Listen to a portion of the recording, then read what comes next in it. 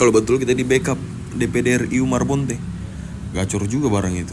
Butuh bantuan, kamu telepon saya. Saya suka bikin konten kritik bang, sampai saya diancam-ancam. Oh, jangan pernah takut diancam-ancam.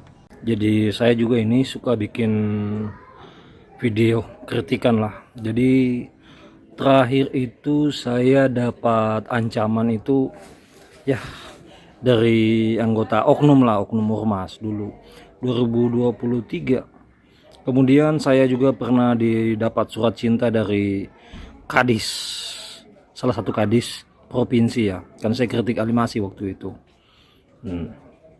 Dan kadis yang saya maksud itu orangnya pernah ditegur sama PJ kalau ada lihat video viral. Nah, itu dia enggak tahu dari mana dia dapat saya punya nomor. Tiba-tiba saya disomasi lah waktu itu. Masih ada video saya bikin permintaan maaf. Itu waktu itu saya bikin permintaan maaf bukan bilang karena takut ya. Karena saya lagi banyak urusan, saya maksudnya butuh ketenangan lah karena urusan keluarga. Ya, apalagi saya ini seorang kepala keluarga ya mau nggak mau kadang-kadang kita harus sedikit mengalah, tapi saya tidak akan berhenti.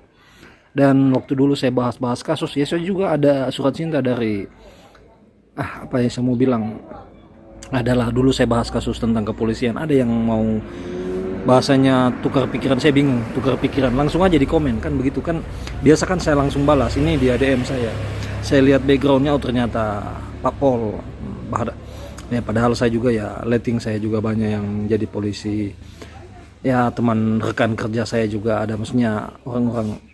Tapi saya kan ini bukan mengkritik orang per orang, tidak, tapi perilaku kemudian kasus per kasus, bukan instansi. Tapi memang harus ini kita kritik, bukan bukan pribadi yang kita kritik, tapi kepentingan publik. Saya sih apa manfaatnya saya siapa juga, nggak ada yang perlu ditakuti lah kalau Anda benar ya. Tapi memang resikonya konten kreator yang bergerak di jalur kritik itu memang luar biasa, penuh perjuangan.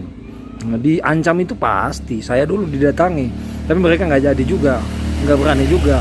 Padahal ini kalau bilang kesukuan sama, kita satu suku, kok datang sama saya bilang udah nggak usah lah datang cari-cari saya di ini saja, di komentar atau di DM itu kan saya kasih WA saya ya, kan saya bukan orang jahat, ngapain. Saya juga nggak takut, bukan takut apa, saya kalau bilang takut ya saya cuma takut sama Tuhan saja. Selebihnya bukan takut apa.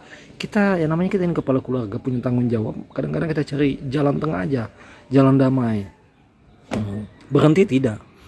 Karena tujuan hidup saya ya, kalau saya nggak saya juga bukan siapa-siapa. Atau juga saya mati nggak ada yang cari. Paling keluarga saya nggak begitu penting. Tapi setidaknya saya pengen berguna lah bagi bangsa ini. Walaupun mungkin nggak dianggap berguna. Ya, walaupun mungkin nggak dianggap berguna. Dan masukan saya buat bro siapa ini yang saya stitch videonya, nggak bisa di stitch videomu itu, kolom stitchnya tombol stitchnya dibuka lah kalau memang mau mengkritik. Begini, kalau masukan saya ya, kalau bisa bahasanya mungkin agak diperluas, jangan terlalu spesifik. Karena saya juga ini memang orang yang suka keteteran juga, kadang suka tergelincir juga. Jadi kadang-kadang saya bikin video, entah saya hapus lagi. Saya pikir-pikir, kayaknya ini melanggar ini. Jadi memang harus hati-hati, apalagi kalau menyangkut personal itu. Apalagi orang yang kita kritik itu kalau sudah kena kasus itu, aduh emosinya. Orang kan di negara ini kan salah dia yang paling kejam loh, aneh loh. Udah salah. Dan pendukungnya ya begitulah, orang yang sudah pernah dapat mentahannya, nggak begitu. Saya juga bingung juga dengan standar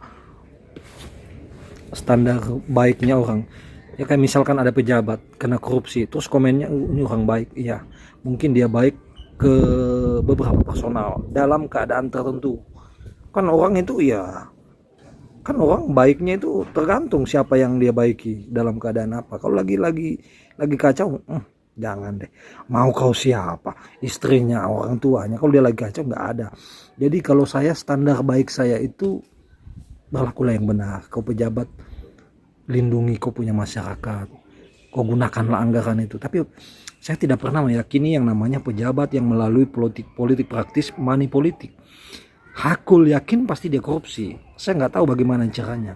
Pasti dia korupsi. Logika sederhana. Dia ngeluarin duit.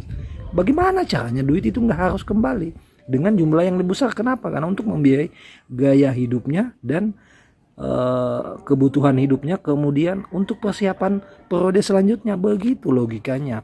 Tapi kan masyarakat sebenarnya, kita yang masyarakat sama saja sih sebenarnya dengan pejabat yang terpilih. Yang korupsi ya kita juga yang mengantarkan dia terkorupsi. Kan kita yang milih, siapa lagi?